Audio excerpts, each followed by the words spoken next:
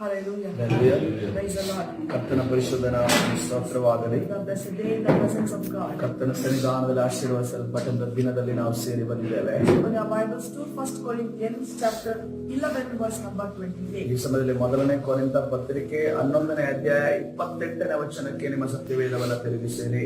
1 Corinthians chapter 11 verse number 28. ಮೊದಲನೇ ಕೊರಿಂಥ ಪತ್ರಿಕೆ 11ನೇ ಅಧ್ಯಾಯ 28ನೇ ವಚನ. Let's read the word. But let a man examine himself.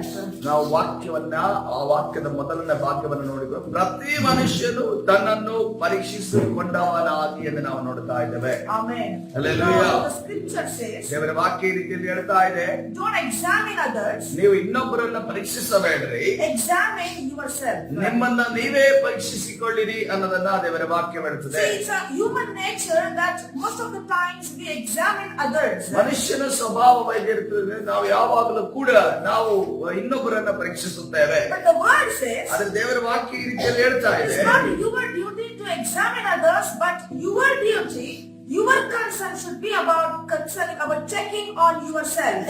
ನಿಮ್ಮ ಒಂದು ಕೆಲಸ ಬೇರೆಯವರನ್ನ ಪರೀಕ್ಷಿಸುವುದಲ್ಲ, ನಮ್ಮ ಕೆಲಸ ಏನೆಂದು ನೋಡುವಾಗ ನಮ್ಮನ್ನ ನಾವೇ ಪರೀಕ್ಷಿಸಿಕೊಳ್ಳಬೇಕು. Amen. Hallelujah.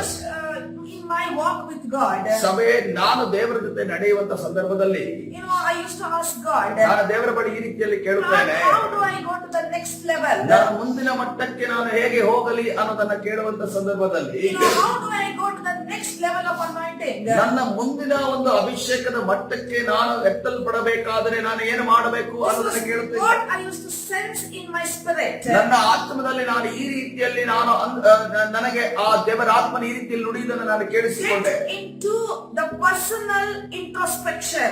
ನನ್ನ ಒಂದು ಆ ವೈಯಕ್ತಿಕವಾದ ಆತ್ಮಾವಲೋಕನವನ್ನು ನಾನು ಮಾಡಬೇಕೆಂದು ದೇವರ ಆತ್ಮನು ನನಗೆ ಹೇಳಿದನು. As I heard these things in my spirit, ನನ್ನ ಆತ್ಮದಲ್ಲಿ ದೇವರ ಆತ್ಮನು ಈ ಒಂದು ಮಾತನ್ನು ನನಗೆ ಹೇಳಿದಂತ I ಸಂದರ್ಭದಲ್ಲಿ began to see more and more about this in the scriptures. ನಾನು ದೇವರ ವಾಕ್ಯದಲ್ಲಿ ಈ ವಿಚಾರವಾಗಿ ನನ್ನನ್ನು ನಾನು ಪರೀಕ್ಷಿಸುವ ವಿಚಾರ ವಾಕ್ಯಗಳನ್ನು ನಾನು ನೋಡೋದಕ್ಕೆ ಪ್ರಾರಂಭಿಸಿದೆ. I will give you two such scriptures from the Bible. ಸತ್ಯವೇದದಿಂದ ನಿಮಗೆ ಅಂತ ಎರಡು ವಾಕ್ಯಗಳನ್ನು ಈ ಸಮಯದಲ್ಲಿ ನಿಮ್ಮ ಮುಂದೆ ನಾನು ಇಡ್ಲಿಕ್ಕೆ ಹೋಗ್ತಾ ಇದ್ದೇನೆ. 2 Corinthians chapter 13 verse number 5. ಎರಡನೇ ಕೊರಿಂಥ ಪತ್ರಿಕೆ 13ನೇ ಅಧ್ಯಾಯ 5ನೇ ವಚನ. It says 2 Corinthians chapter 13 verse number 5. ಎರಡನೇ ಕೊರಿಂಥ ಬರೆದ ಪತ್ರಿಕೆ 13ನೇ ಅಧ್ಯಾಯ 5ನೇ ವಚನ ಈ ರೀತಿಯಲ್ಲಿ ಹೇಳ್ತಾ ಇದೆ, Examine yourselves as to whether you are in the faith. ಕ್ರಿಸ್ತ ನಂಬಿಕೆಯಲ್ಲಿ ಇದ್ದೀರೋ ಇಲ್ಲವೋ ಎಂದು ನಿಮ್ಮನ್ನು ನೀವೇ ಪರೀಕ್ಷಿಸಿಕೊಳ್ಳಿರಿ, ನಿಮ್ಮನ್ನು ಪರಿಶೋಧಿಸಿಕೊಳ್ಳಿರಿ. See, the Bible says ಸತ್ಯವೇದ ಈ ರೀತಿಯಲ್ಲಿ ಹೇಳ್ತಾ ಇದೆ, you need to examine about your faith in God. ನೀವು ಕ್ರಿಸ್ತ ನಂಬಿಕೆಯಲ್ಲಿ ಇದ್ದೀರೋ ಇಲ್ಲವೋ ಅನ್ನೋದನ್ನ ನೀವು ನಿಮ್ಮನ್ನೇ ನೀವು ಪರೀಕ್ಷಿಸಿಕೊಳ್ಳಬೇಕು. What kind of faith? ಎಂತ ನಂಬಿಕೆಯಲ್ಲಿ ನೀವಿದ್ದೀರಿ, Whether your faith is right or wrong. ನಿಮ್ಮ ಒಂದು ನಂಬಿಕೆ ಸರಿಯಾದ ನಂಬಿಕೆಯೋ ಇದೆಯೋ ಅಲ್ಲವೋ ಅನ್ನೋದನ್ನ Whether your ಪರೀಕ್ಷಿಸಿ. faith is on God or on the people. ನಿಮ್ಮ ನಂಬಿಕೆ ದೇವರ ಮೇಲೆಯೋ ಅಥವಾ ಮನುಷ್ಯರ ಮೇಲೆ ಇದೆಯೋ ಅನ್ನೋದನ್ನ ನೀವು ಪರೀಕ್ಷಿಸಬೇಕು. The second verse, ಎರಡನೇ ಒಂದು ವಾಕ್ಯ Galatians chapter 6 verse number 4. Galatia ಬರೆದ ಪತ್ರಿಕೆ 6ನೇ ಅಧ್ಯಾಯ 4ನೇ ವಚನ. Galatians chapter 6 verse number 4. Galatia ಬರೆದ ಪತ್ರಿಕೆ 6ನೇ ಅಧ್ಯಾಯ 4ನೇ ವಚನ. But let each one examine his own work, and then he will have rejoicing in himself alone and not in another. ಪ್ರತಿಯೊಬ್ಬನು ತಾನು ಮಾಡಿದ ಕೆಲಸವನ್ನು ಪರಿಶೋಧಿಸಲಿ, ಆಗ ಅವನು ತನ್ನ ನಿಮಿತ್ತದಿಂದ ಹೆಚ್ಚಳ ಪಡುವುದಕ್ಕೆ ಆಸ್ಪದವಾಗುವುದೇ ಹೊರತು ಮತ್ತೊಬ್ಬರ ನಿಮಿತ್ತದಿಂದ ಆಗುವುದಿಲ್ಲ. Praise the Lord. Hallelujah. Church, most of the times, ಅನೇಕ ಬಾರಿ we examine about our other people. ನಾವು ಇನ್ನೊಬ್ಬರ ವಿಚಾರವಾಗಿ ನಾವು ಪರೀಕ್ಷಿಸುತ್ತೇವೆ. My mom did like this. ನನ್ನ ತಾಯಿ ಈ ರೀತಿಯಲ್ಲಿ ಹೇಳಿದ್ರು ಮಾಡಿದ್ರು, My parents did like this. ನನ್ನ ತಂದೆ ತಾಯಿ ಈ ರೀತಿಯಲ್ಲಿ ಮಾಡಿದ್ರು, Oh, my friend is not right. ನನ್ನ ಸ್ನೇಹಿತರು ಸರಿ ಇಲ್ಲ, My co-brother or co-brother and sisters in Christ, they did like this. ನನ್ನ ಕ್ರಿಸ್ತನಲ್ಲಿರುವಂತಹ ಸಹ ವಿಶ್ವಾಸಿ ಈ ರೀತಿಯಲ್ಲಿ ಸರಿ ಇಲ್ಲ, They are wrong. ಅವರು ತಪ್ಪಾಗಿದ್ದಾರೆ. The Bible says, ಆದ್ರೆ ಸತ್ಯವೇದ ಈ ರೀತಿಯಲ್ಲಿ ಹೇಳ್ತಾ ಇದೆ, stop doing this. ಇದನ್ನ ಮಾಡುವುದನ್ನ ಬಿಟ್ಟು Why don't you examine yourself about your work? ನಿಮ್ಮ ಕೆಲಸದ ವಿಚಾರವಾಗಿ ನಿಮ್ಮ ಜೀವಿತದ ವಿಚಾರವಾಗಿ ಪರೀಕ್ಷಿಸಿಕೊಂಡ್ರೆ ಯಾವ ಒಳ್ಳೆಯದಲ್ವಾ ಅನ್ನೋದನ್ನ ದೇವರ ವಾಕ್ಯ When ಹೇಳುತ್ತದೆ. I begin my close walk with the Lord, ದೇವರ ಜೊತೆ ನಿಕಟವಾದ ಒಂದು ಸಂಬಂಧವನ್ನ ಇಟ್ಟು ನಾನು ದೇವರ ಜೊತೆ ನಡೆಯುವಾಗ church, believe this. ನೀವು ನಂಬೋದಿಲ್ಲ, Every moment I could sense the small still voice of the Spirit of God speaking with me. ಪ್ರತಿಯೊಂದು ಸಾರಿಯೂ ಕೂಡ ದೇವರ ಆತ್ಮನು ನನಗೆ ನನ್ನ ಬಗ್ಗೆ ಮಾತನಾಡುವುದನ್ನು ನಾನು You ಕೇಳಿಸಿಕೊಳ್ಳುತ್ತೇನೆ. know, the Spirit of God is to tell me like this. ದೇವರ ಆತ್ಮನು ನನಗೆ ಈ ರೀತಿಯಲ್ಲಿ ಹೇಳುತ್ತಿದ್ದನು, Are you talking too much? ನೀನು ಹೆಚ್ಚಾಗಿ ಮಾತನಾಡುತ್ತಿದೀಯಾ, Are you laughing too much? ನೀನು ಹೆಚ್ಚಾಗಿ ನಗಾಡ್ತಾ ಇದೀಯಾ, I think you hurt someone. ನೀನು ಯಾರಿಗೋ ಒಂದು ನೋವು ಮಾಡಿದೆ ಅಲ್ವಾ. I could sense these things in my spirit. ನನ್ನ ಆತ್ಮದಲ್ಲಿ ಇದನ್ನ ನಾನು ಅನುಭವ ಮಾಡುವುದಕ್ಕೆ This ಪ್ರಾರಂಭಿಸಿದೆ. is called as a still small voice that spoke with Elijah the prophet. ನಾನು ನೋಡ್ತೇನೆ ಆ ನಿಶ್ಶಬ್ದವಾದ ಆ ಒಂದು ಸ್ವರದಲ್ಲಿ, ಆ ಮಂದ ಮಾರುತದ ಮಧ್ಯದಲ್ಲಿ ನಿಶ್ಶಬ್ದವಾದ ಸ್ವರದಿಂದ ಪರಿಶುದ್ಧಾತ್ಮನು ಅಂದ್ರೆ ದೇವರು ಎಲಿಯನ ಜೊತೆ ಮಾತನಾಡಿದ ಒಂದು ಸಂದರ್ಭವನ್ನ ನಾವಿಲ್ಲಿ Let ನೆನಪಿಸಿಕೊಳ್ಳಬಹುದು. me give you an example. ಇನ್ನೊಂದು ಉದಾಹರಣೆ ನಿಮಗೆ ಕೊಡುತ್ತೇನೆ. One day I was praying to receive the promise for the month. ಒಂದು ದಿವಸ ನಾನು ತಿಂಗಳಿಗೆ ವಾಗ್ದಾನವನ್ನು ಕೊಡುವುದಕ್ಕೋಸ್ಕರವಾಗಿ ವಾಗ್ದಾನದ ವಾಕ್ಯಕ್ಕೋಸ್ಕರ ನಾನು ಪ್ರಾರ್ಥನೆ At ಮಾಡ್ತಿದ್ದೆ. least I prayed for 3 to 4 days. 3-4 ದಿವಸಗಳ ಕಾಲ ಆ ವಾಗ್ದಾನವನ್ನು ಪಡೆಯುವುದಕ್ಕೋಸ್ಕರ ನಾನು ಪ್ರಾರ್ಥನೆ ಮಾಡ್ತಾ ಇದ್ದೆ. The good news is ಒಳ್ಳೆ ವಿಚಾರ ಅಥವಾ ಶುಭ ಸಮಾಚಾರ ಏನಂತಂದ್ರೆ, I did receive the promise from the Lord. ದೇವರಿಂದ ನನಗೆ ವಾಗ್ದಾನವು ದೊರಕಿತು. But the bad news was ಆದ್ರೆ ಕೆಟ್ಟ ಸುದ್ದಿ ಏನಂತಂದ್ರೆ, when the Holy Spirit gave me the promise, ಪರಿಶುದ್ಧ ಆತ್ಮನು ನನಗೆ ಆ ಒಂದು ವಾಗ್ದಾನವನ್ನು ಕೊಡುವಾಗ his voice seemed to me that he was upset with me.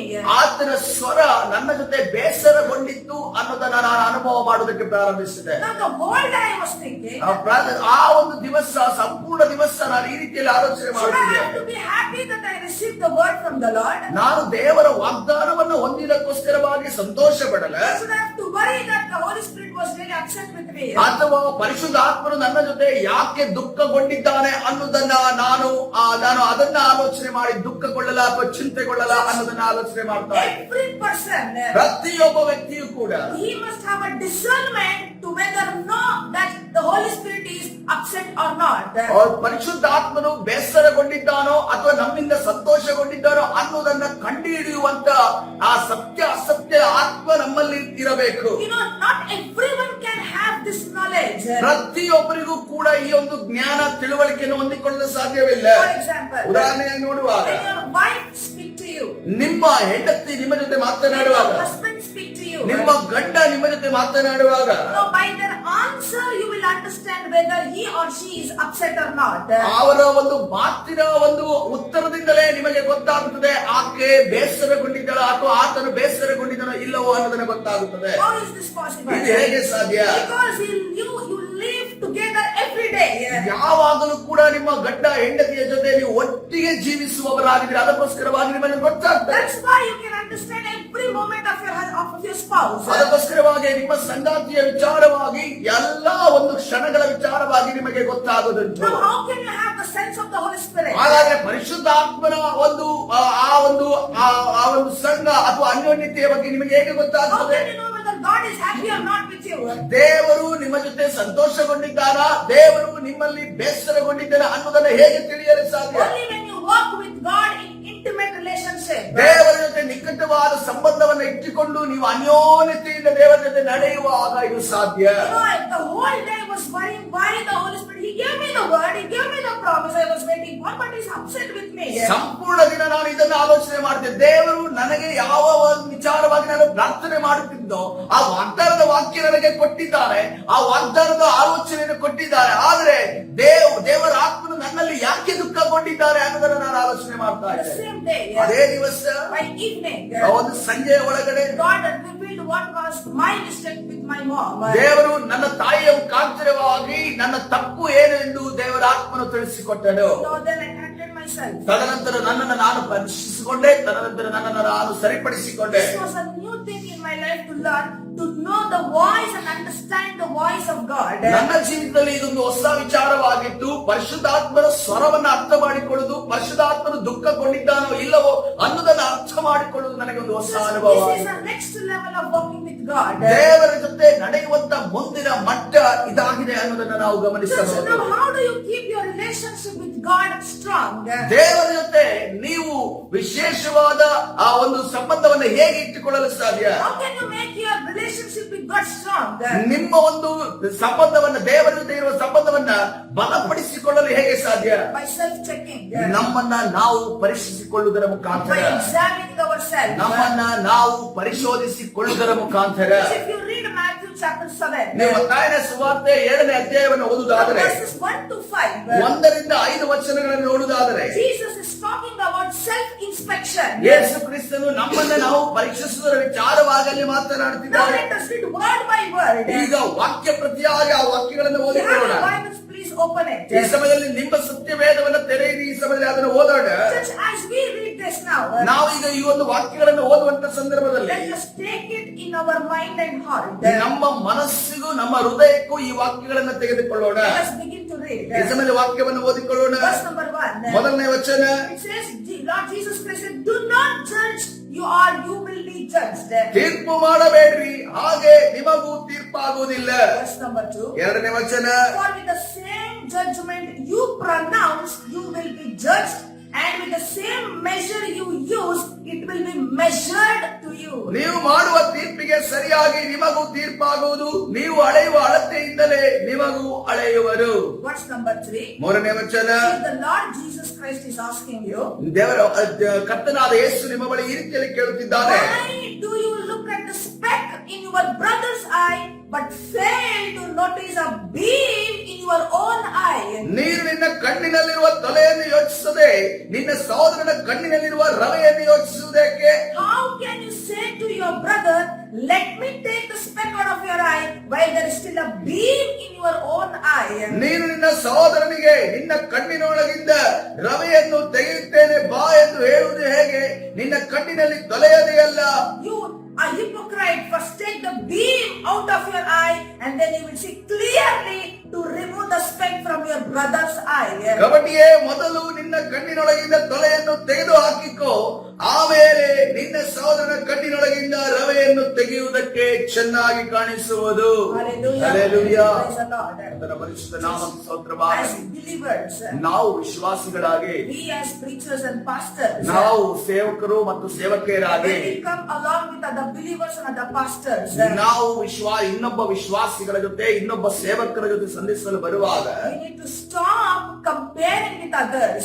ನಮ್ಮನ್ನ ನಾವು ಇನ್ನೊಬ್ಬರ ಜೊತೆ ಹೋಲಿಸುವುದನ್ನು ನಾವು ನಿಲ್ಲಿಸಬೇಕು. Family and family must not be compared. ಕುಟುಂಬ ನಾವು ಇನ್ನೊಂದು ಕುಟುಂಬದ ಜೊತೆ ನಮ್ಮ ಕುಟುಂಬವನ್ನ ನಾವು ಹೋಲಿಸಿಕೊಳ್ಳಬಾರದು. Ministry and ministry must never be compared. ಸೇವೆ ಮತ್ತು ಇನ್ನೊಂದು ಸೇವೆಯನ್ನ ನಾವು ಹೋಲಿಸಿಕೊಳ್ಳಬಾರದು. Praise the Lord. Hallelujah. Brothers in Christ, you cannot compare yourselves. ಕ್ರಿಸ್ತನಲ್ಲಿರುವ ಸಹೋದರರು ತಮ್ಮನ್ನ ತಾವು ಹೋಲಿಸಿಕೊಳ್ಳಬಾರದು. Everybody is unique in the sight of God. ಎಲ್ಲರೂ ಕೂಡ ದೇವರ ದೃಷ್ಟಿಯಲ್ಲಿ ಒಂದು ಪ್ರತ್ಯೇಕವಾಗಿದ್ದಾರೆ. Everybody is special in the sight of God. ದೇವರ ದೃಷ್ಟಿಯಲ್ಲಿ ಎಲ್ಲರೂ ಕೂಡ ವಿಶೇಷವಾಗಿದ್ದಾರೆ. Jesus Christ died for everybody's sake. ಯೇಸು ಕ್ರಿಸ್ತನು ಆತನು ಎಲ್ಲರ ಪಾಪಕ್ಕೋಸ್ಕರವಾಗಿ ಆತನು ಯಜ್ಞವಾಗಿ ಸಮರ್ಪಿಸಲ್ಪಟ್ಟನು. We are all sinners. ನಾವೆಲ್ಲರೂ ಕೂಡ ಪಾಪಿಗಳಾಗಿದ್ದೇವೆ. Jesus Christ died for all of us. ಯೇಸು ಕ್ರಿಸ್ತನು ನಮ್ಮೆಲ್ಲರಿಗೋಸ್ಕರವೂ ಆತನು ಯಜ್ಞವಾಗಿ ಸಮರ್ಪಿಸಲ್ಪಟ್ಟನು. Now by the Christ, Lord Jesus Christ, we have been made righteous. ನಾವು ಕ್ರಿಸ್ತನ ಮುಖಾಂತರವಾಗಿ ಇವತ್ತಿನ ದಿವಸ ನೀತಿವಂತರಾಗಿ ನಾವು ನಿಂತಿದ್ದೇವೆ. The blood of Jesus is for everyone. ಯೇಸು ಕ್ರಿಸ್ತನ ರಕ್ತವು ಅದು ಎಲ್ಲರಿಗೋಸ್ಕರವೂ ಇದೆ. The body of Christ is for everyone. ಯೇಸು ಕ್ರಿಸ್ತನ ಶರೀರವು ಅದು ಎಲ್ಲರಿಗೋಸ್ಕರವೂ ಇದೆ. Everyone is equal in the sight of the Lord. ಪ್ರತಿಯೊಬ್ಬರು ಕೂಡ ದೇವರ ದೃಷ್ಟಿಯಲ್ಲಿ ಸಮಾನರಾಗಿದ್ದಾರೆ. We should have this in our mind. ನಮ್ಮ ಮನಸ್ಸಿನಲ್ಲಿ ಈ ವಿಚಾರ Let us ನೆಲೆಗೊಂಡಿರಬೇಕು. examine ourselves. ನಮ್ಮನ್ನ ನಾವು ತಿದ್ದಿಕೊಳ್ಳೋಣ ಮತ್ತು Let ಪರೀಕ್ಷಿಸಿಕೊಳ್ಳೋಣ. us examine our own work.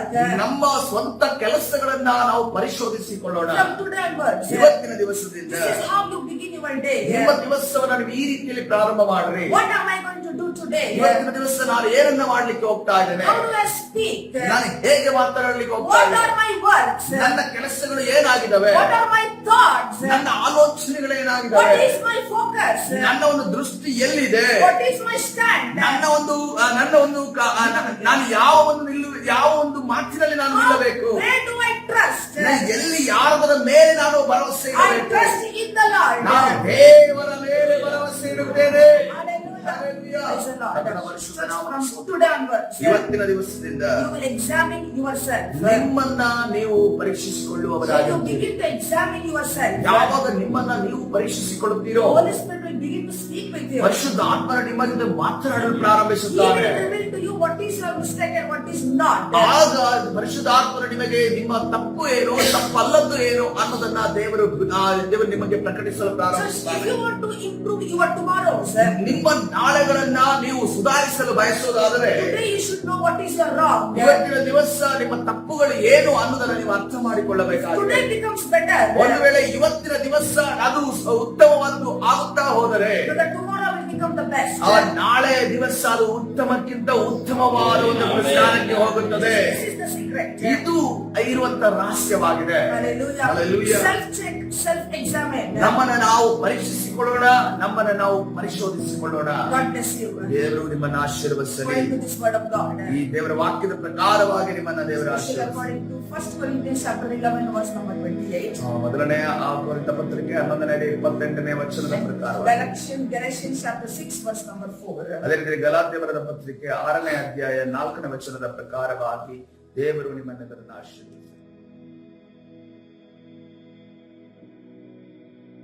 ಪರಿಶುದ್ಧ ನಾಮಕ್ಕೆ ಸ್ತೋತ್ರವಾಗಿ ಈ ಸಮಯದಲ್ಲಿ ಪ್ರಾರ್ಥನೆ ಮಾಡಿಕೊಳ್ಳೋಣ.